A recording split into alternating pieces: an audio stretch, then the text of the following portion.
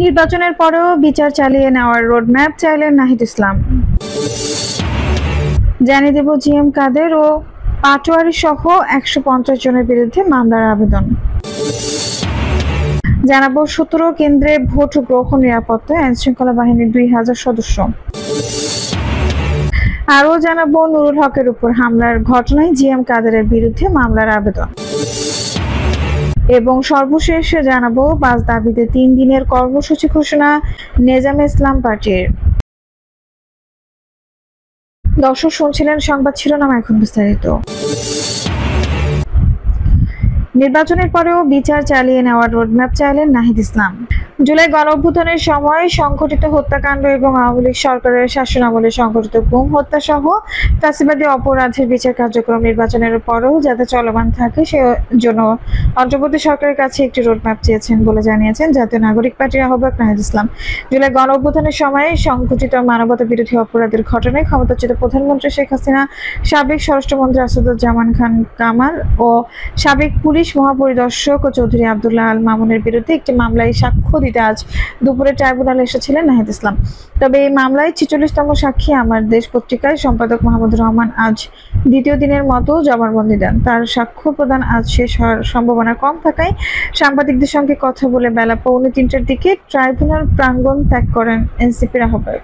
সাংবাদিকদের নাহিদ ইসলাম বলেন, জুলাই গণঅভ্যুত্থানে শেখ হাসিনা আওয়ামী লীগ ও তৎকালীন সরকারের যে নৃশংসতা ছাত্র জনতার উপর হয়েছিল, গণঅভ্যুত্থান পরবর্তী অন্তর্বর্তী সরকার গঠিত হওয়ার পরে আমাদের প্রথম দাবি ছিল এই বিচার প্রক্রিয়া যাতে যথাসময়ে এবং সুষ্ঠুভাবে সম্পাদিত হয়।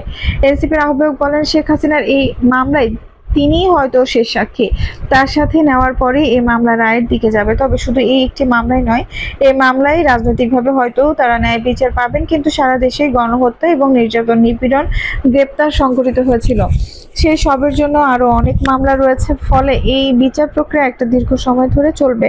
নাহিদ ইসলাম বলেন, নির্বাচনের পরেও যাতে এই বিচার প্রক্রিয়া কোনোভাবেই বাধাগ্রস্ত না হয়, সেটা যেন এই ট্রাইব্যুনাল এবং অন্যান্য আদালতে অব্যাহত থাকে, সেই প্রতিশ্রুতি দিতে এই সরকারের পক্ষ থেকে একটা রোডম্যাপ দাবি জানিয়েছেন।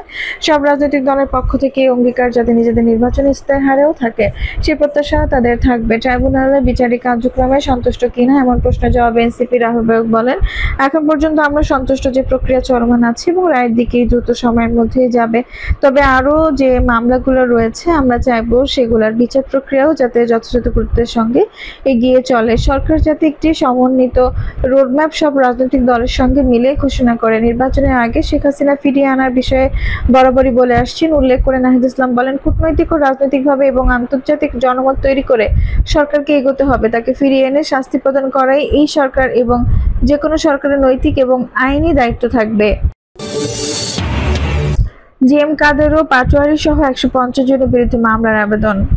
বাংলাদেশ গণ অধিকার পরিষদ নেতাকর্মীদের হত্যার উদ্দেশ্যে হামলা চালিয়ে গুরুতর জখমের অভিযোগে জাতীয় পার্টির চেয়ারম্যান জিএম কাদের ও মহাসচিব ব্যারিস্টার শামীম হায়দার পাটোয়ারি সহ 150 জনের বিরুদ্ধে মামলার আবেদন করা হয়েছে। মঙ্গলবার বিকেলে ঢাকা মহানগর পুলিশের রমনা মডেল থানায় মামলায় এই আবেদন করেন বাংলাদেশ ছাত্র অধিকার পরিষদের কেন্দ্রীয় সাংগঠনিক সম্পাদক আখতারুজ্জামান সম্রাট। রমনা থানার ভারপ্রাপ্ত কর্মকর্তা মোহাম্মদ গোলাম ফারুকের কাছে মামলার আবেদন জমা দিয়ে আখতারুজ্জামান সম্রাট সাংবাদিকদের জানান, জাতীয় পার্টির নেতাকর্মীরা আমাদের গণ অধিকার পরিষদ নেতাকর্মীদের উপর নৃশংস হামলা চালায়। আমি এতদিন হাসপাতালে ছিলাম, গতকাল রিলিজ পেয়েছি, আজ মামলা করতে এসেছি। তিনি বলেন, মামলার এজাহারে জাতীয় পার্টির চেয়ারম্যান জিএম কাদেরকে 1 নম্বর আসামি করা হয়েছে।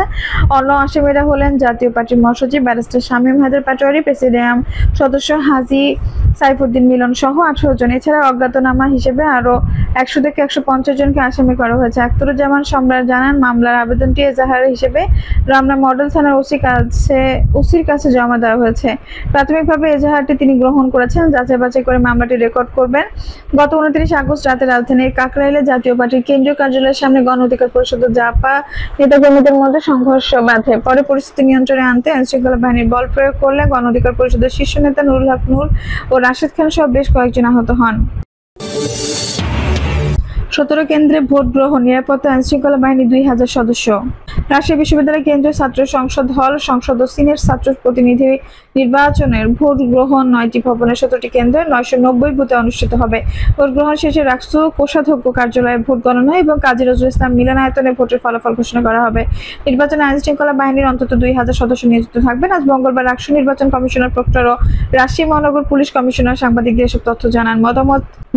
মমতাজউদ্দিন একাডেমিক ভবন, ডক্টর মোহাম্মদ শহীদুল্লাহ কলা ভবন, সৈয়দ ইসমাইল হোসেন সিরাজি ভবন, রবীন্দ্রনাথ ঠাকুর একাডেমিক ভবন, জাবির ইবনে হাইয়ান একাডেমিক ভবন, জামাল নজরুল একাডেমিক ভবন, সত্যেন্দ্রনাথ বসু একাডেমিক ভবন, জগদীশ চন্দ্র একাডেমিক ভবনের 2টি করে কেন্দ্রে এবং জুবেরি ভবনের 1টি কেন্দ্রে ভোট গ্রহণ করা হবে। প্রধান নির্বাচন কমিশনার অধ্যাপক এফ নজরুল ইসলাম আজ দুপুরে সাংবাদিকদের বলেন, ভোট গণনার পুরো প্রক্রিয়া সিসিটিভি ক্যামেরায় আয়ত্তভুক্ত থাকবে। নিরাপত্তার ব্যাপারে রাজশাহী মহানগর পুলিশ কমিশনার মোহাম্মদ আবু সুফিয়ান সাংবাদিকদের বলেন, নির্বাচনের সার্বিক নিরাপত্তায় আমাদের গোয়েন্দা দল কাজ করছে। আমরা একটি নিরাপত্তা বলয় তৈরি করব। ভোট গণনার জায়গাগুলো আমরা দেখছি এবং কোনো জায়গায় কি ধরনের নিরাপত্তা ব্যবস্থা গ্রহণ করতে হবে সেটি পর্যবেক্ষণ করছি। নির্বাচনের দিনে আমাদের প্রায় 2000 সদস্য ক্যাম্পাসে কাজ করবেন। নিরাপত্তার বিষয়ে বিশ্ববিদ্যালয়ের প্রক্টর অধ্যাপক মাহমুদুর রহমান বলেন, আমাদের পরিকল্পনা হচ্ছে 3 স্তরের, প্রথমত ভোট কেন্দ্রগুলো নিরাপত্তা দেওয়া, দ্বিতীয়ত ক্যাম্পাসের নিরাপত্তা দেওয়া এবং সর্বশেষ পুরো ক্যাম্পাসকে পরিচয়পত্র ছাড়া প্রবেশ করতে পারবে না। এদিকে আজ দুপুরে বিশ্ববিদ্যালয়ের উপাচার্য সালেহ হাসান নকিব কাজী নজরুল ইসলামের মিলনায়তনের সামনে একটি প্রেস কর্নারের উদ্বোধন করেন। উদ্বোধন শেষে সাংবাদিকদের উদ্দেশ্যে উপাচার্য বলেন, রাষ্ট্র নির্বাচনের স্বচ্ছতা নির্বাচন নিয়ে বস্তুনিষ্ঠ প্রতিবেদন এবং নির্বাচনী পরিবেশ সম্পর্কে দেশবাসীর প্রবল কৌতূহল রয়েছে। প্রিন্ট ও ইলেকট্রনিক মিডিয়া কর্মীদের মাধ্যমে সারা দেশে জানতে পারবে নির্বাচন কিভাবে হচ্ছে, জানতে পারবে নির্বাচনের পরিবেশ সম্পর্কে। মিডিয়া সেন্টারে ইন্টারনেট সংযোগ সহ সব প্রয়োজনীয় সুবিধা রাখা হয়েছে।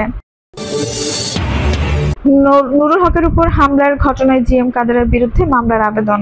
গণ অধিকার পরিষদের সভাপতি নুরুল হকের উপর হামলার ঘটনায় জাতীয় পার্টির একাংশ চেয়ারম্যান জিএম কাদের সহ 18 জনের নাম উল্লেখ করে মামলার আবেদন করা হয়েছে। আজ মঙ্গলবার দুপুরের পর ঢাকার রমনা থানায় এই মামলার আবেদন করেন বাংলাদেশ ছাত্র অধিকার পরিষদের সাংগঠনিক সম্পাদক আখতারুজ্জামান সম্রাট মাঝি। মামলার আবেদন জিএম কাদের সহ 18 জনের নাম উল্লেখের পাশাপাশি অজ্ঞাতনামা 100 থেকে 150 জনকে আসামি করার কথা বলা হয়েছে। এ বিষয়ে রমনা থানার ভারপ্রাপ্ত কর্মকর্তা গোলাম ফারুক প্রথম আলোকে বলেন, নুরুল হকের উপর হামলার ঘটনাটি রমনা থানায় ঘটেনি। তারপরে মামলার আবেদনটি নেওয়া হচ্ছে। আবেদনটি পর্যালোচনার পাশাপাশি ঘটনার ক্লোজড সার্কিট ক্যামেরার ফুটেজ বিশ্লেষণ করা হচ্ছে। ঊর্ধ্বতন কর্মকর্তাদের কাছে আবেদনটি পাঠানো হয়েছে। সবকিছু পর্যালোচনা করে পরবর্তী সিদ্ধান্ত নেওয়া হবে। গত 29 আগস্ট সন্ধ্যায় কাকরাইলে জাতীয় পার্টির কেন্দ্রীয় কার্যালয়ের সামনে দিয়ে গণ অধিকার পরিষদের একটি মিছিল যাওয়ার সময় সংঘর্ষে জড়ান 2 দলের নেতাকর্মীরা। এই ঘটনার পর গণ অধিকার পরিষদের কার্যালয়ের সামনে সেনাবাহিনীর পুলিশ সদস্যরা দলটির নেতাকর্মীদের লাঠিপেটা করেন। তখন দলের সভাপতি নুরুল হক গুরুতর আহত হন। এই ঘটনায় আন্তঃবাহিনী জনসংযোগ পরিদপ্তর আইএসপিআর সংবাদ বিজ্ঞপ্তিতে জানায়, ঘটনার শুরুতে আইনশৃঙ্খলা রক্ষাকারী বাহিনীর সদস্যরা উভয় পক্ষকে শান্ত থাকতে অনুরোধ জানান। তবে বারবার অনুরোধ সত্ত্বেও কিছু নেতাকর্মী তার উপেক্ষা করে মব সন্ত্রাসের মাধ্যমে পরিস্থিতি অশান্ত করার চেষ্টা করেন। তারা আইন শৃঙ্খলা রক্ষাকারী বাহিনীর উপর আক্রমণ চালান এবং আনুমানিক রাত 9টার দিকে মশাল মিছিলের মাধ্যমে সহিংসতা আরও বাড়ান। তারা ইট পাটকেল নিক্ষেপ করেন এবং বিভিন্ন স্থাপনায় আগুন দেওয়ার চেষ্টা চালান। জননিরাপত্তার রক্ষার্থে আইন শৃঙ্খলা রক্ষাকারী বাহিনী বল প্রয়োগে বাধ্য হয়। এই ঘটনায় সেনাবাহিনীর 5 সদস্য আহত হন বলে জানায় আইএসপিআর। 5 দাবিতে 3 দিনের কর্মসূচি ঘোষণা নেজামে ইসলাম পার্টির। জুলাই সনদের আইন ভিত্তি প্রদান সহ 5 দফা দাবিতে 3 দিনের কর্মসূচি ঘোষণা করেছে বাংলাদেশ নেজামে ইসলাম পার্টি। আজ মঙ্গলবার দলটির কেন্দ্রীয় কার্যালয়ে সংবাদ সম্মেলন করে এই কর্মসূচি ঘোষণা করা হয়। সংবাদ সম্মেলনের শেষে এক সংবাদ বিজ্ঞপ্তিতে বিষয়টি জানানো হয়। অন্য দাবিগুলো হলো, জাতীয় পার্টি ও 14 দলের রাজনৈতিক কার্যক্রম নিষিদ্ধ, গণহত্যার বিচার, নির্বাচনের জন্য লেভেল প্লেইং ফিল্ড তৈরি এবং প্রাথমিক বিদ্যালয়ে গানের শিক্ষক নিয়োগের প্রজ্ঞাপন বাতিল।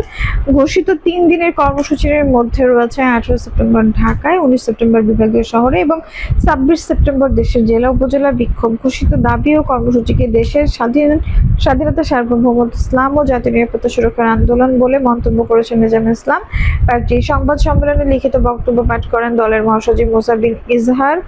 এই সময় উপস্থিত ছিলেন দলের সিনিয়র নায়েবে আমির মাওলানা আব্দুল মাজেদ, সংগঠন সচিব মাওলানা আবু তাহের, প্রচার সচিব মাওলানা আব্দুল্লাহ আল মাসুদ, দপ্তর সচিব মুফতি দিনে আলম হারুনি প্রমুখ।